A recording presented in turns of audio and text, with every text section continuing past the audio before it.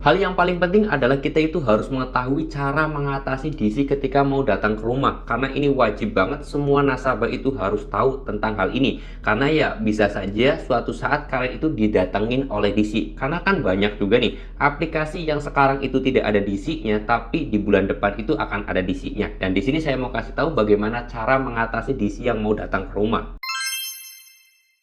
Assalamualaikum warahmatullahi wabarakatuh teman-teman semuanya. Pada kesempatan video kali ini saya ingin membahas yaitu tentang cara mengatasi DC yang mau datang ke rumah. Nah, hal ini menjadi hal yang wajib banget teman-teman semuanya harus ketahui dan harus kalian pahami, terutama kalian semuanya yang mau galbay pinjol.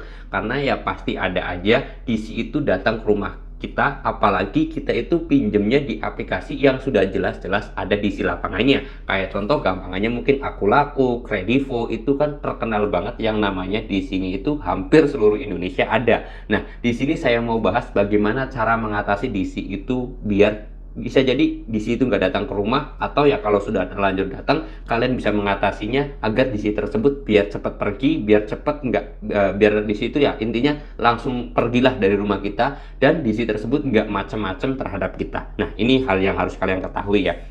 Terutama di sini saya pengen bahas terlebih dahulu tentang gimana caranya agar DC itu nggak datang ke rumah. Nah, kalau misalkan DC tersebut nggak datang ke rumah kita, itu susah ya teman-teman semuanya. Ada dua faktor. Yang pertama, karena kan kita nggak tahu nih, aplikasi tersebut sebenarnya di lokasi kita ada DC lapangannya atau tidak. Kayak contoh misalkan, ada orang yang bilang Kredivo itu ada DC lapangannya. Tetapi kalau di daerah Indramayu itu ternyata tidak ada teman-temannya. Jadi ya nggak usah pakai tips dan juga trik gimana caranya DC Kredivo itu nggak datang ke Indramayu gitu loh, karena ya memang nggak ada DC lapangannya. Kalau di daerah saya memang ada ya teman-teman semuanya, tetapi nggak tahu kalau di daerah Jakarta gimana, ya pasti sudah ada gitu kan. Nah, ini terjadi perdebatan kalau misalkan DC tersebut nggak ada di daerah kita atau di lokasi kita, ya kita susah juga teman-temannya. Nah, kalau misalkan hitung cara agar DC tidak datang ke rumah itu sudah pasti susah banget, apalagi kalau memang lokasi tersebut sudah ada DC-nya, pasti DC tersebut datang ke rumah kita. Nah, tinggal bagaimana cara mengatasi ketika DC itu datang ke rumah kita. Misalkan tahu-tahu ada DC aja di depan rumah kita. Nah, gimana cara mengatasinya? Ada hal yang harus kalian lakukan, yaitu dua dulu. Pertama, menanyakan sesuatu kepada DC tersebut. Ada 3 pertanyaan yang harus dijawab oleh DC dan DC tersebut harus membuktikannya. Pertama adalah ID card, teman-teman. ID card tersebut, terus kemudian DC tersebut juga menunjukkan identitas KTP-nya agar dicocokkan dengan identitas tersebut apakah pas atau tidak, teman-teman ya. Karena kita juga boleh menanyakan hal itu kepada DC-nya. Boleh saya melihat ID card-nya dan juga KTP-nya, cukup diperlihatkan saja teman-teman semuanya. Sudah selesai, kita cocokkan identitas dan juga ID card-nya itu sama enggak. Nah, itu pertama yang harus kalian tanyakan kepada DC-nya. Terus kemudian yang kedua adalah surat tugas. Nah, surat tugas ini wajib banget kalian minta, kalian harus lihat, karena di situ di surat tugas itu sudah ada tulisannya tagihannya berapa, tertuju kepada siapa, alamatnya di mana. Pastikan itu semuanya data kalian, alamat kalian, rumah kalian, tagihannya juga sesuai dengan yang ada di aplikasi. Itu harus teman-teman semuanya ya. Harus ngelihat surat tugas di DC tersebut. Kalau nggak ada, kalian nggak usah ladenin DC tersebut, teman-teman. Nah, itu yang kedua, harus ada banget. Yang pertama ID card, dan kalau bisa kalian itu lihat KTP-nya agar sesuai ID card dan juga KTP. Terus kemudian yang kedua adalah surat tugas atau surat kuasa itu. Terus kemudian yang ketiga adalah SPPI, nah atau kepanjangan dari sertifikasi profesi pembiayaan Indonesia. Itu DC itu harus punya sertifikat profesi penagihan, teman-teman. Kalau misalkan DC tersebut tidak punya surat profesi penagihan, kalian nggak usah ladenin, kalian tinggalin aja, tutup pintunya, biarin aja DC itu ya, tinggalin aja DC tersebut. Jangan pernah ngeladenin DC-DC yang tidak punya surat sertifikasi penagihan. Semua DC itu diwajibkan, diharuskan punya surat sertifikasi penagihan, yaitu namanya biasanya disingkat dengan SPPI, teman-teman semuanya. Nah, itu harus kalian tanyakan dan harus DC tersebut membuktikan tiga-tiganya. Kalau sampai DC tersebut tidak bisa membuktikan 3 surat tadi, salah satunya tidak ada aja, kalian itu nggak usah ladenin, kalian itu biarin aja, cuekin aja, tinggalin, nggak usah tanggepin terhadap DC tersebut, teman-teman semuanya.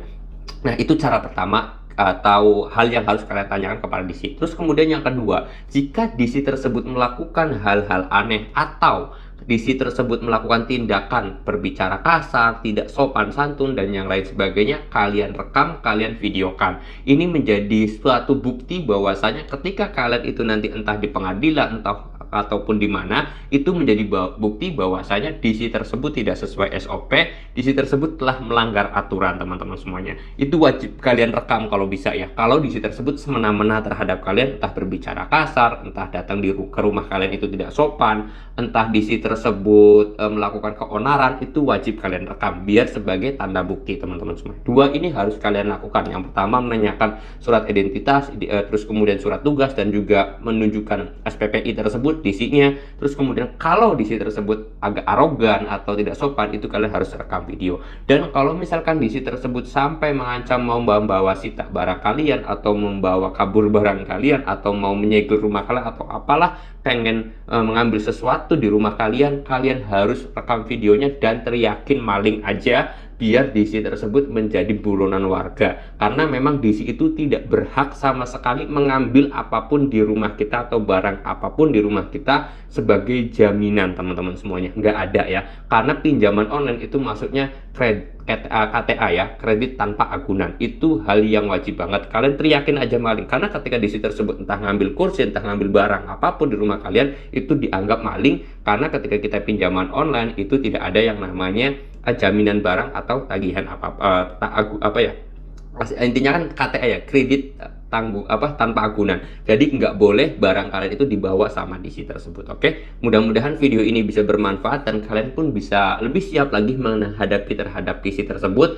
dan ini wajib banget kalian lakukan, teman-teman semuanya. Oke, mudah-mudahan video ini bisa bermanfaat dan kalian pun lebih tenang lagi, lebih enjoy lagi. Intinya sih teman-teman semuanya, kalau didatangin DC ataupun disamperin DC tersebut, jangan panik, jangan takut, enjoy saja. Tanyakan tadi yang telah saya sebutkan, yaitu ID card, terus kemudian surat tugas, dan juga DC tersebut memiliki SPPI atau surat sertifikasi profesi pembiayaan Indonesia atau SPPI. Itu namanya biasa dikenal sertifikasi profesi penagihan. Itu harus dibawa atau DC tersebut harus menunjukkan. Terus kemudian kalau DC tersebut melakukan hal-hal aneh, kalian wajib divideokan sebagai bukti atau barang bukti DC tersebut telah melakukan onar atau hal-hal yang tidak enak. Itu bisa diviralkan, bisa, atau kalian itu disimpan aja sebagai bukti nanti ketika kalian itu di sidang atau di pengadilan ataupun apa, kalian bisa tunjukkan bukti tersebut, teman-teman semuanya. Terus kemudian yang kelima adalah kalau DC tersebut mau menyita barang kalian atau mau mengambil barang kalian, kalian teriakin aja maling, karena DC tidak berhak sama sekali mengambil barang apapun di rumah kalian sekecil apapun.